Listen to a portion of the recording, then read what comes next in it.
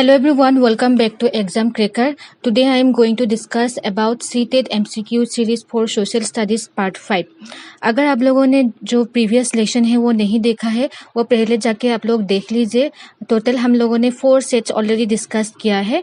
Those questions are important for your upcoming examination. So in this topic we will cover about parliamentary government. Okay, parliamentary government civics का जो part होता है social and political life का, ये हम लोग आज एमसीक्यू डिस्कस करेंगे. This is presented by me and I am Deepshikha Buragohain. So question number 1. Okay, question number 1 में पूछा गया है according to constitution how many organs of the state are there. So constitution के हिसाब से स्टेट में कितना ऑर्गन्स होते हैं.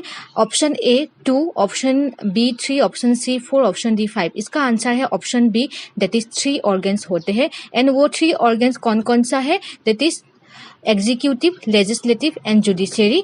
एंड जुडिशियरी जो होते हैं वो इंडिपेंडेंट बॉडी होते हैं. एग्जीक्यूटिव एंड लेजिस्लेचर जो होते हैं जुडिशियरी को इंटरफेयर नहीं कर सकते. Right. Next question number 2. Federalism refers to. Federalism basically क्या डिनोट्स करते हैं.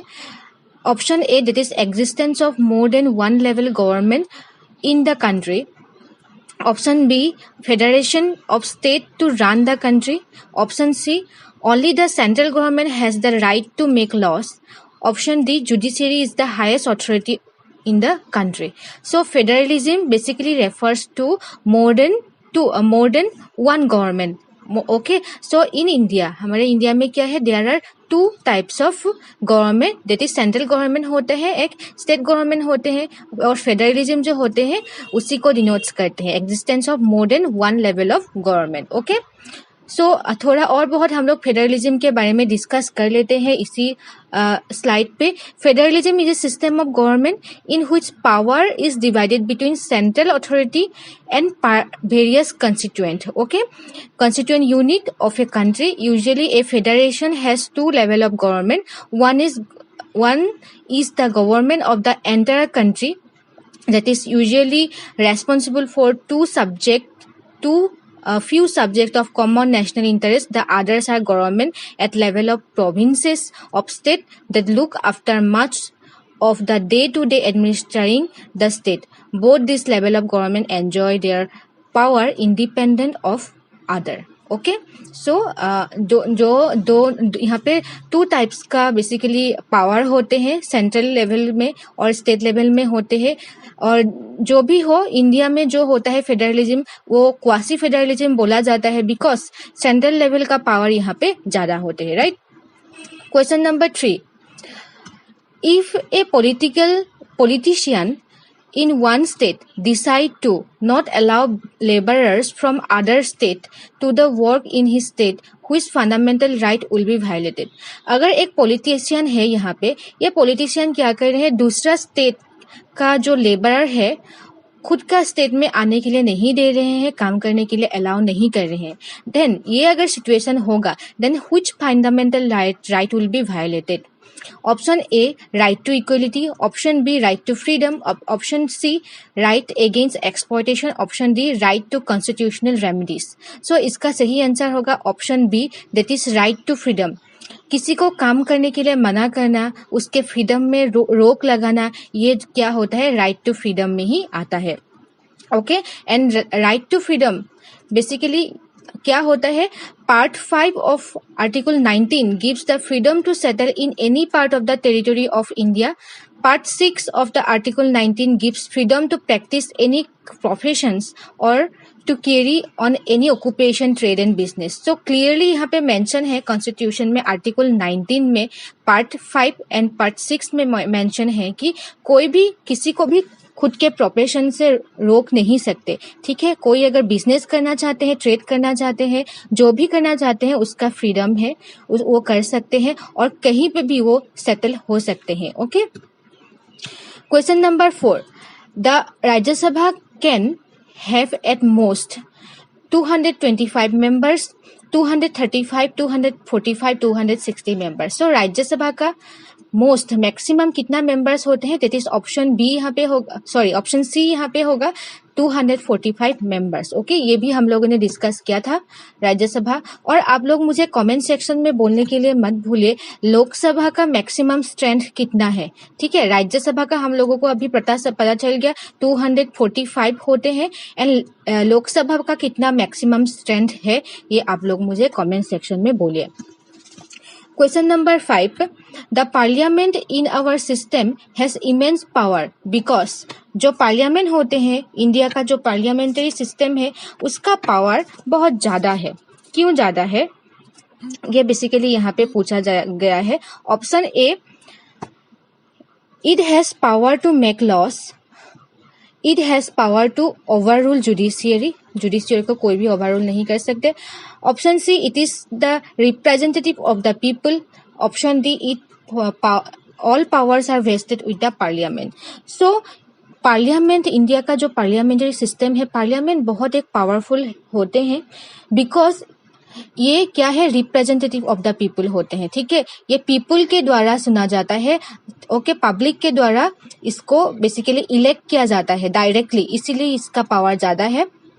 और पार्लियामेंट का जो फंक्शन है, ये लॉ बनाने का भी काम करते हैं, they can make laws, but ये लॉ बनाने का जो काम है ये किस लिए आया, because they are representative. Okay, उसके बाद ही उसको लॉ बनाने का जो लॉ इनेक्ट कर सकते हैं उसका पावर उसको मिलता है। सो ऑप्शन ए भी सही है, मगर यहाँ पे according to the question immense power किस लिए है, because they are representative of the people. So option C here is the right.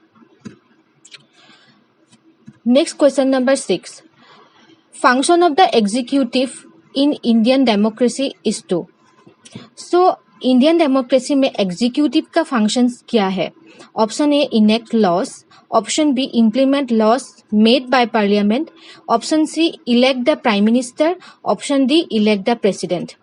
सो जो एग्जीक्यूटिव का बेसिकली काम होता है वो होता है implementation of law made by the parliament. Okay, parliament जो लॉज मेकिंग का पावर उन लोगों के पास है, पार्लियामेंट लॉ बनाते हैं और इम्प्लीमेंट करते हैं एग्जीक्यूटिव। ओके, सो इनेक्ट लॉ का काम है पार्लियामेंट का, ये एग्जीक्यूटिव का काम नहीं है। लॉ इम्प्लीमेंटेशन का काम पार्लियामेंट का एग्जीक्यूटिव का होते हैं, जो पार्लियामेंट से इनेक्ट होके आते हैं, राइट। और यहाँ पे देखिए एग्जीक्यूटिव कौन कौन सा है, हम लोगों ने लास्ट लेसन में भी डिस्कस किया था। Basically the president, the vice president, prime minister, council of minister, they form the executive. Okay, question number 7, the mid day meal program is said to have many positive effects. Which of the following is not one of them? So यहाँ पे बोला गया है mid day meal programme के बारे में कि कौन सा बहुत सारा पॉजिटिव इफेक्ट है मिड डे मील के बारे में, राइट। सो बट यहाँ पे कौन सा सही नहीं है, ABCD में कौन सा सही नहीं है, is not one of them पूछा है। Option A, enrolment of poor children in school has increase. Yes, mid day meal जब से स्टार्ट हुआ है enrolment of the children, poor children का एनरोलमेंट भी इंक्रीज हुआ है। Option B, caste system prejudices have been reduce, caste system जो है वो रिड्यूस हुआ है। Option C, poor student can now concentrate on their studies as they do not have empty stomachs. So school में ही खाना दिया जाता है, राइट, मील प्रोवाइड किया जाता है, इसलिए poor student now can fully concentrate on their studies. Okay, ये भी सही है। Option D, poor children are getting high marks in examination, ये सही नहीं है मिड डे मील प्रोग्राम का, बिकॉज जो मार्क सिस्टम होता है, ठीक है, जो गवर्नमेंट स्कूल का मार्क सिस्टम होता है और जो पोर स्टूडेंट बेसिकली वहां पे जाते हैं और उन लोगों का मार्क्स इतना ज्यादा नहीं है। So option D here is the right option. So इसका एक्सप्लेनेशन थोड़ा हम लोग देख लेते हैं। Mid day meal program was implemented to increase the enrolment of the poor children in schools. School children in all government schools are served food to the children in the lunch time. It does not have any effect on marks of the citizen. Enrollment ज्यादा हुआ है, yes this is correct, but enrollment के वजह से उन लोगों का marks इतना ज्यादा इंक्रीज नहीं हुआ है, this is also correct. Question number 83. According to Indian Constitution, which one of the following statement is incorrect about the Indian secular state? So Indian constitution के हिसाब से नीचे दिया गया कौन सा इनकरेक्ट है सेकुलरिज्म के बारे में? ओके, भारतीय संविधान के अनुसार भारतीय धर्मनिरपेक्ष राज्य के बारे में निम्नलिखित कथनों में से कौन सा कथन गलत है? सो सेकुलरिज्म मीन्स धर्मनिरपेक्ष, राइट? सो कौन सा नहीं है यहाँ पे पूछा है.